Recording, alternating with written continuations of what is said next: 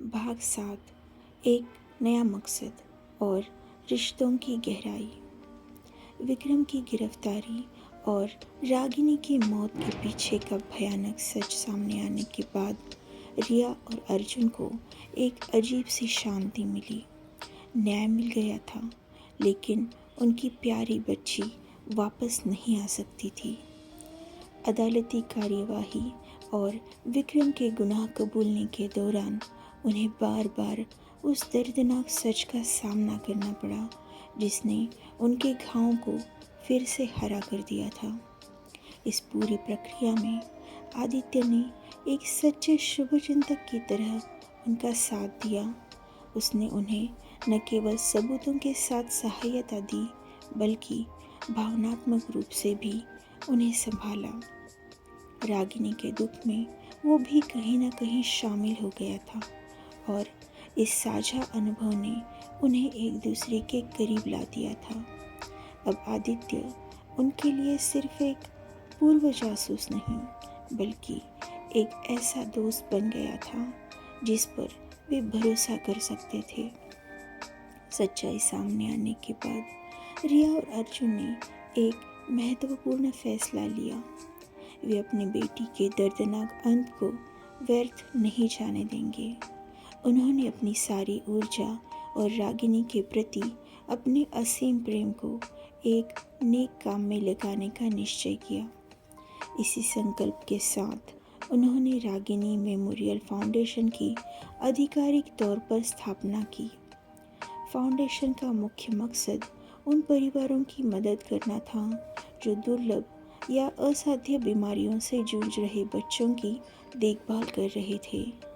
उनका लक्ष्य केवल वित्तीय सहायता प्रदान करना नहीं था, बल्कि उन्हें सही उपचार के लिए मार्गदर्शन करना, भावनात्मक सहारा देना और उनके लिए एक ऐसा समुदाय बनाना था जहां वे अकेला महसूस न करें।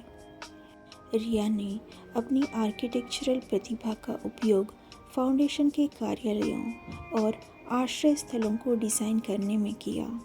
उसने ऐसे स्थान बनाए जहां बच्चे खेल सके, सीख सके और सकारात्मक माहौल में रह सके, जबकि उनके माता पिता को सलाह और समर्थन मिल सके।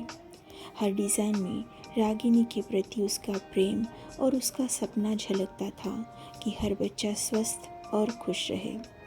अर्जुन ने भी अपने संगीत को फिर से अपना लिया।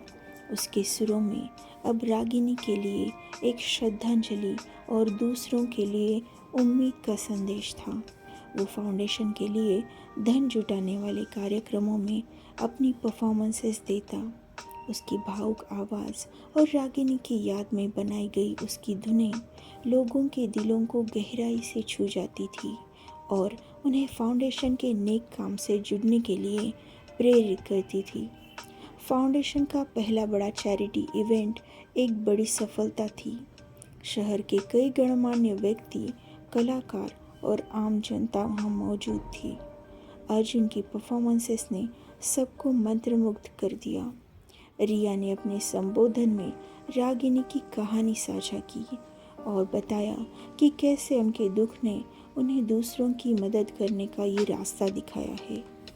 इवेंट ने उम्मीद से कहीं ज़्यादा धन इकट्ठा किया और इससे कई ज़रूरतमंद बच्चों के इलाज का रास्ता खुला।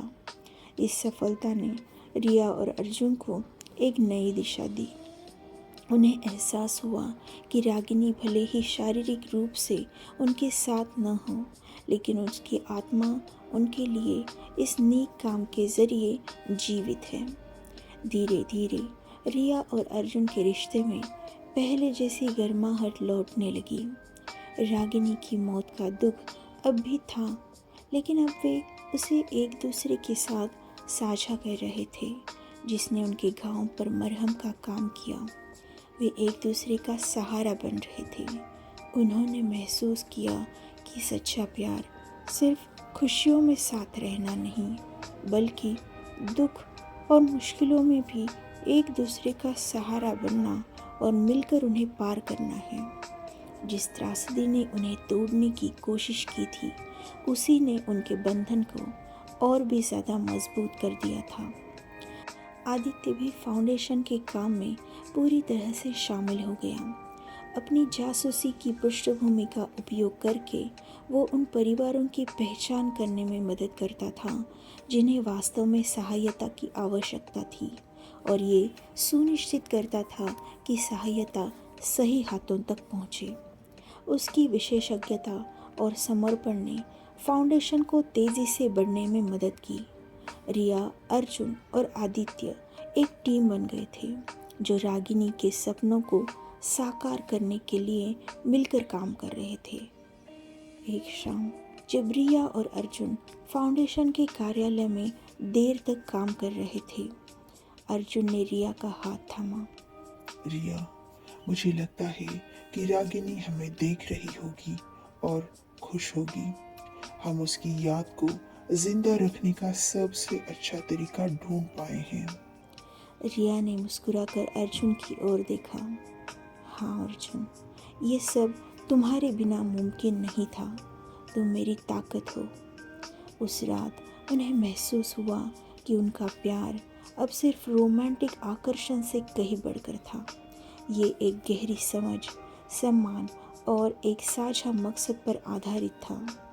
रागिनी ने उन्हें एक नया जीवन का अर्थ दिया था, एक ऐसा मकसद जो उन्हें हर दिन आगे बढ़ने की प्रेरणा देता था।